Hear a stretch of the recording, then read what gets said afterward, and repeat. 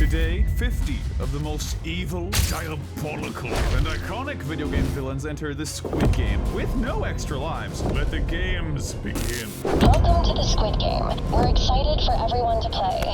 Today's roster of contestants is as follows. Bowser, Dr. Eggman, Dr. Wily, Marks, Dark Matter Possessed, King Dedede, Giovanni, Meta Ridley, Kraid, Motherbrain, Blinky, Micah Bell, Lady Dimitrescu, General Shepard, David, M. Bison, Judy, the Enchantress, King Knight, The Noise, Pizza Boy, The Devil, Chef Saltbaker, The Pale King, Mr. Oshiro, Sephiroth, GLaDOS, The Imposter, Pyramid Head, Handsome Jack, Spamton G. Spamton, King, Queen, Albert Wesker, Chairman Drek, Dr. Nefarious, Voss, Dimitri, Clockwork, Gol, Maya, Balder, Roland, Kefka, Dracula, Kazuya, The Snatcher, Sweetheart, Flowey, Shao Kahn, Gruntilda. The following are the ground rules in this Squid Game. Number 1, no outside allies or sidekicks. 2, no outside weapons, with the sole exception of any equipment needed to survive. Number 3, no magic. 4, natural abilities are allowed. Oh, one last thing, if you notice any Nintendo villains missing, you might find them in our Nintendo Squid Game video, so be sure to check that one out too. The first game is red light, green light. You may move forward when it shouts green light. Stop when it shouts red light. If your movement is detected afterwards, you will be eliminated. Speed, composure, and general athletic ability will be your best friends in this round. So with that, let's get to the characters who pass with flying colors. This is a game where the most pure evil villains will thrive, since they'd be the least shocked by all the horrors of the Squid Game. It goes without saying that Bowser and Dr. Eggman are winning this game easily. Sure, they both have some very limited sympathetic qualities, but they've done plenty of unspeakable things to try to reach their goals of world domination. Surviving a Squid Game would be nothing compared to their yearly beatdowns by their respective nemesis, not to mention keeping up with them. The Space Pirates are also in good standing here. Motherbrain, Ridley, and Kraid might all be physical and metaphorical monsters, but they're also intelligent enough to make formidable opponents for Samus time and time again. On the topic of metaphorical monsters, we have to mention some of the other pure evil villains in the running, like Chairman Drek, David, the Devil, the Snatcher, Albert Wesker, and Micah Bell. These guys' sheer extent of evil deeds makes them some of the most imposing threats for the game as a whole. The same can be said for Voss, because as unstable as he is, he thinks so little of killing people that all the gunshots going off wouldn't be any more unusual to him than seeing a fly buzzing around in the summer,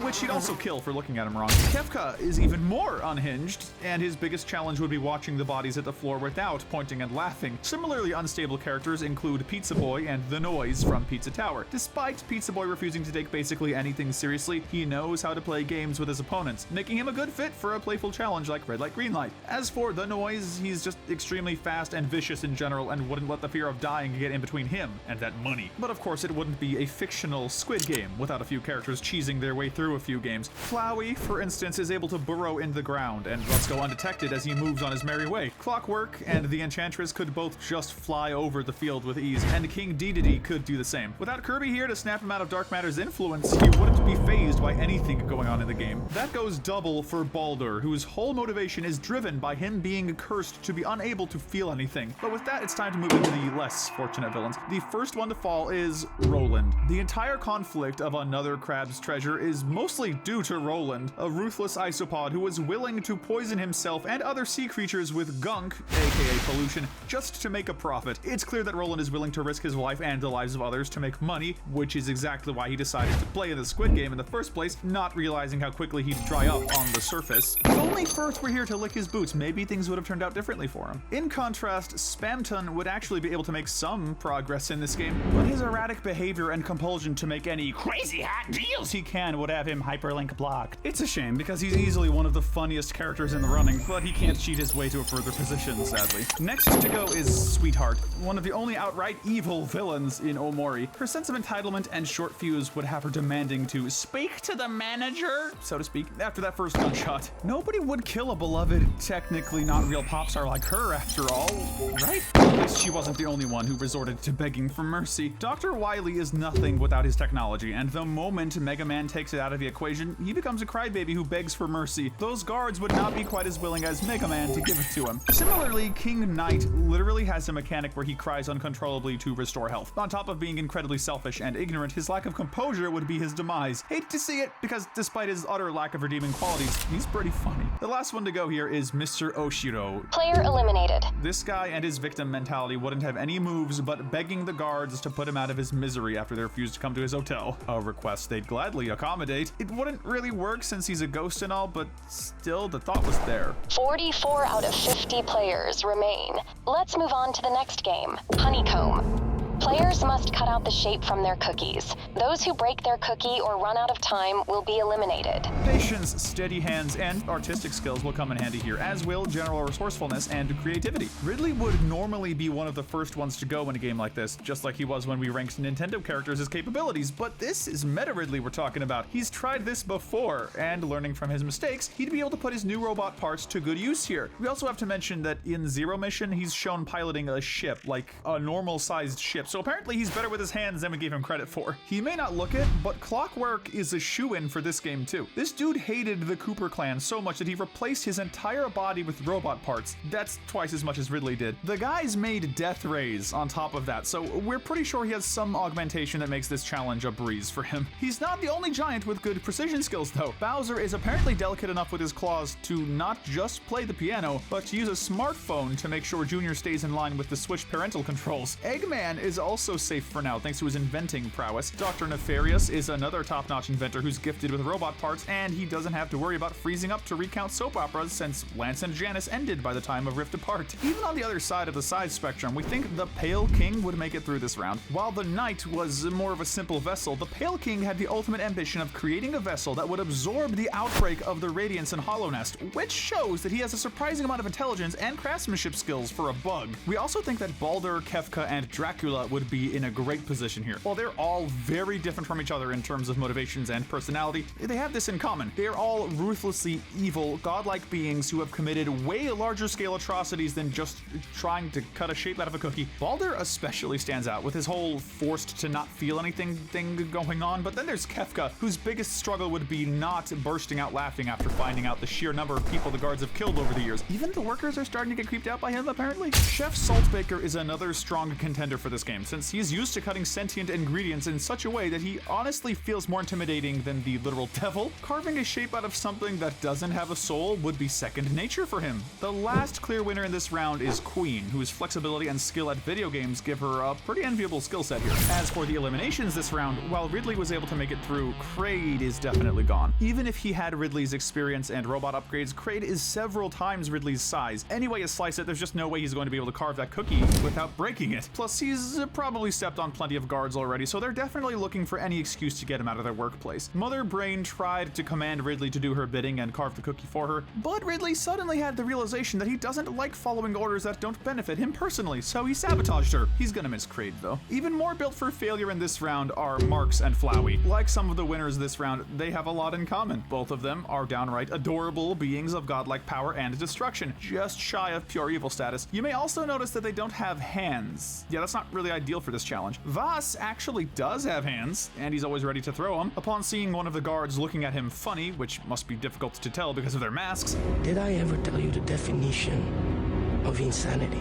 Vas immediately attempted to break both of his kneecaps, steal his gun, and start killing the other contestants. He would not succeed in this endeavor. Come on.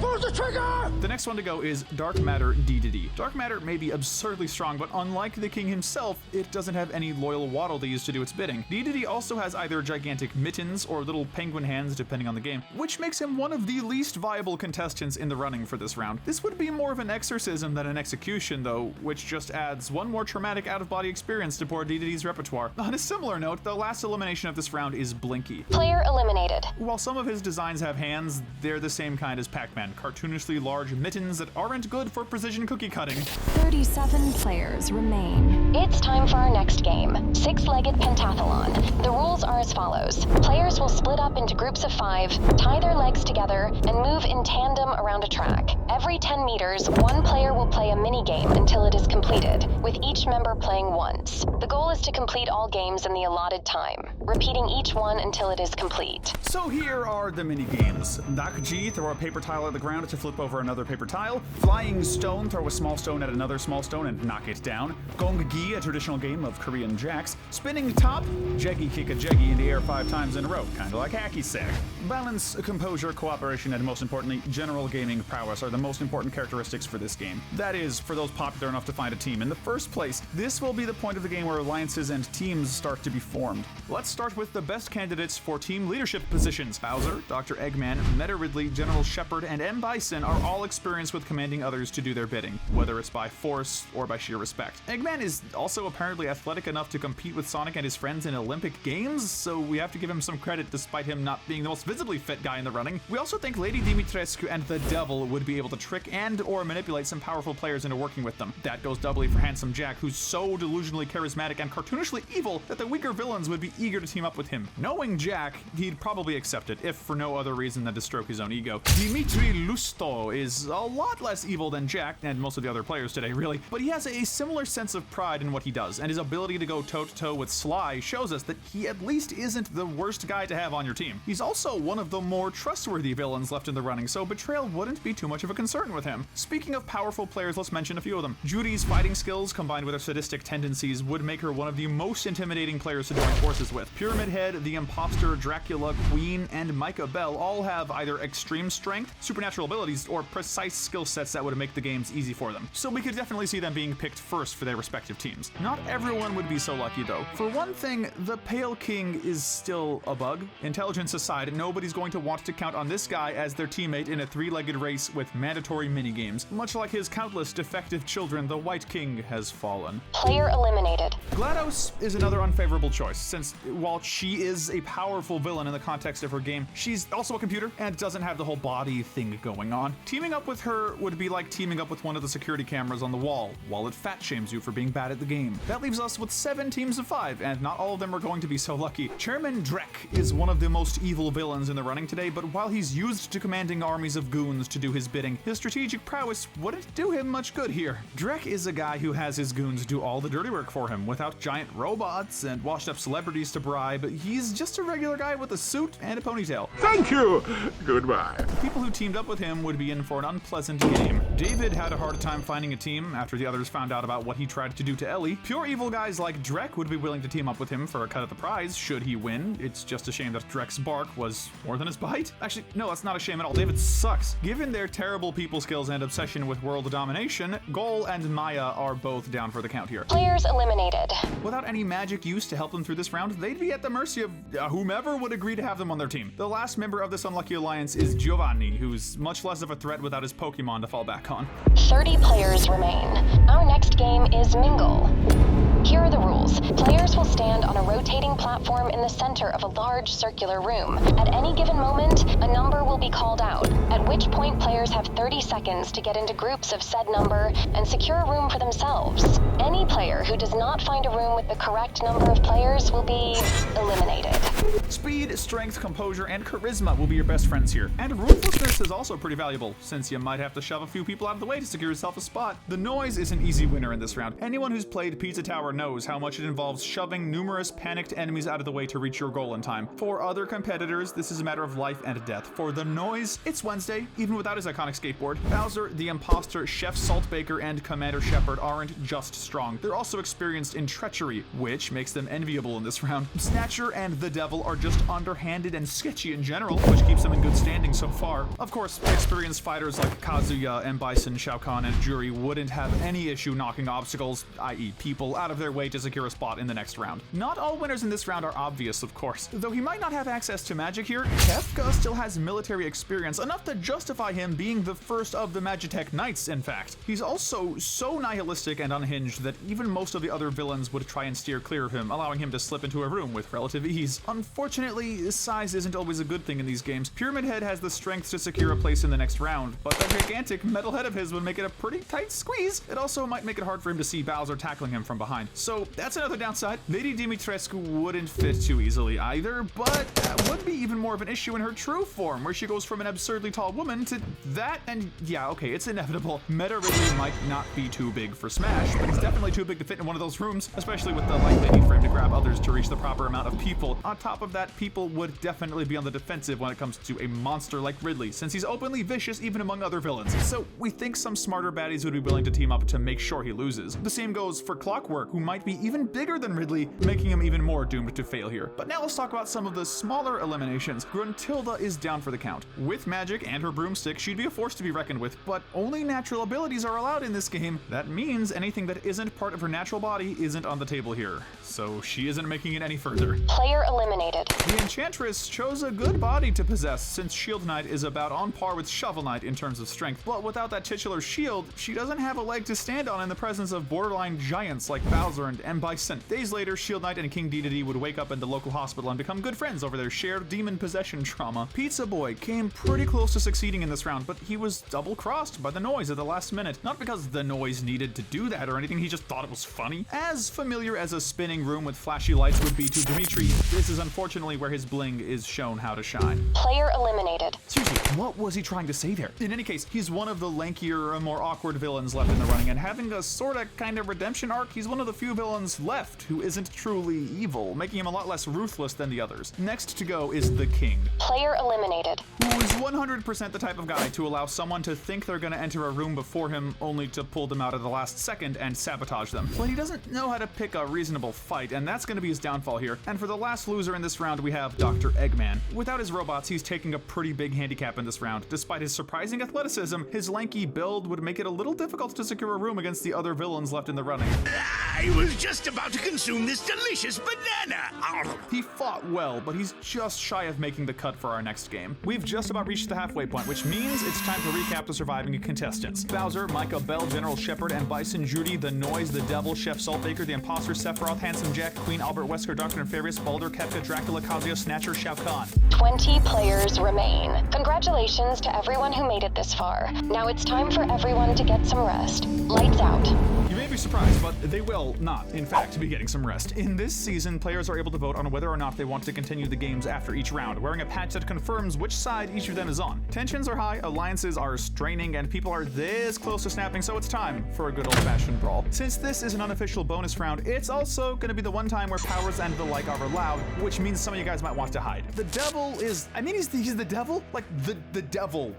Deceiving and hurting people is his bread and butter, so even if he didn't start a fight, he'd know how to finish it. He might even be smart enough to strike some deals with the other villains, offering them protection in exchange for their future obedience. Queen is one of the most redeemable villains left in the running, but we feel like if anyone here is simultaneously smart and dumb enough to make a literal deal with the devil, it's her. We'll see how long this impulsive decision takes to blow up in her face, though. On top of the not-so-wise alliances, let's not ignore the characters who are finally able to unleash their ridiculous strength. I don't just mean skilled fighters like M. Bison and Shao Kahn, but also powerful magic users like Dracula and Sephiroth. These guys are both more than capable of defending themselves with godlike powers, not to mention their total disregard for human life. The same can be said for the Imposter, but he's a lot more likely to just hide in the air vents. You might think that Kefka would be an even easier shoo-in for this round, but, well, the thing that sets him apart from the other godlike entities in the running is that he isn't just a nihilist, he's a sadist, and actively relishes in causing pain to others. He's the one guy left here who'd both be trying to kill people for fun and would have the means to actually do it. This would unfortunately spell the end for Chef Saltbaker, Dr. Nefarious, and even his fellow sadist jury. Players eliminated. With the major threat to themselves taken into consideration, it makes sense that Dracula and Sephiroth would want to team up to wipe out this greater evil, or at least this more unpredictable evil. And even that isn't where the casualties end this round. As powerful and unpredictable as the Noise is, his love of violence would definitely result in him being one of the first to throw punches. Knowing him, he'd definitely go for one of the most visibly big threats in the room, like Bowser. And while his cartoonish level of endurance would make him a worthy opponent, the Noise's small size would result in him being flattened out of the competition. Player eliminated. Commander Shepard and Micah Bell are two of prison's least favorite types of criminal, traitor and child murderer. While this isn't exactly the same environment, we don't doubt that most of the other villains would be glad to take these two out of the running, and without any magic powers or weapons, they're both slim pickings. Players eliminated. Good morning, players. 13 players remain. It's time for the next game, Marbles. You will play the game of your choice with your partner. The player to take all 10 marbles wins. The loser will be eliminated. Composure, intellect, and general gaming prowess are helpful in this game, but even if you lack those, there's always manipulation. Well, let's be honest though, the Imposter is not finding a teammate this round. This little guy is probably the most notorious traitor in gaming history, which would make him the last pick in a team-oriented game without a doubt. Ironically, his exclusion would only secure him a spot in our penultimate game, but we'll delay wondering how he got this far a bit longer. For now, let's take a look at the teams that formed for this infamous game. Bear in mind, the players don't yet know that they're working against each other. The first match of this game is Sephiroth versus Dragon. Dracula. After last round's success, these two figured they were pretty much an unbeatable team, which makes the true nature of this game all the more ironic. Still, while both of them are functionally immortal and have access to godlike powers, we have to give the win to Dracula. To put it simply, he's been around a lot longer than Sephiroth, and given how his goal is to get revenge on humanity as a whole, he has a larger scale plan to flesh out. He's sharp enough to just narrowly outwit Sephiroth, but the one-winged angel didn't go down without a fight. Players eliminated. The next game is the Devil versus the Queen, and given the nature of their alliance in the last round, this ends in a pretty obvious way. Player, you have been eliminated. The Queen really should have read the terms and conditions of her alliance with the Devil more carefully, but that's the price of having a few too many glasses of kid-friendly battery acid, trademark. Let's not delay the Koopa King's participation any longer. The next match is between Bowser and the Snatcher. This definitely wouldn't be the first time either of these two have needed to deceive one of their allies, but for Bowser, it has an extra special sense of deja vu. In Mario and Luigi Dream Team, he managed to trick the centuries-old Phantasma into an alliance, only to shock him with betrayal at the last second. That kind of ruthless double-crossing is exactly what can be expected for anyone who underestimates this giant fiery turtle tortoise guy. So Snatcher has snatched his last soul, but at least he won't have to worry about getting bugged by Hat Kid 24/7 anymore. Oh, wait, turns out death doesn't get you out of that contract. Sorry, dude. Next is a good old-fashioned test of skill. Shao Kahn versus M. Bison. These two are both ruthless power seekers with supernatural capabilities. While both would be worthy opponents, Shao Kahn does stand out given his history of deception, but this might just ironically be his downfall. He's been described as having much more ego than he does actual skill. You will taste no victory. Don't hear us wrong, we aren't saying M. Bison isn't a monstrously arrogant villain, and we definitely aren't saying that he wouldn't betray Kahn if the opportunity came up, but he's an arrogant villain who has such a vast amount of underlings and such a trivial amount of oversights that it's hard to see him losing a game like this to nearly anyone. In short, Bison's less likely to overestimate himself, so we think Shao Kahn just barely loses this round. Player, you have been eliminated. Next up we have Wesker and Handsome Jack. Handsome Jack picked Wesker as his teammate for two reasons. He liked his sunglasses, and he wanted to kill Wesker and steal them for himself. Unfortunately for Jack, his psychotic tendencies were pretty obvious to Wesker, who was easily able to trick him into losing the game. This is where Handsome Jack falls. Players eliminated. And with that, there's only one pair left, Baldur versus Kazuya. These two both have big ambitions, but Baldur's lack of feeling would make him much less determined to win, especially since given the nature of his curse, he probably wouldn't even mind losing if it meant he could feel something again. Man, that got dark quick. Only 7 players remain. It's time to move on to our penultimate game, Glass Stepping Stones. In this game, players will select numbers that determine the order in which they play. The game is to cross a bridge made of 2 rows of glass tiles. One type of tile will break, the other will not. Unfortunately for those who picked low numbers, they'll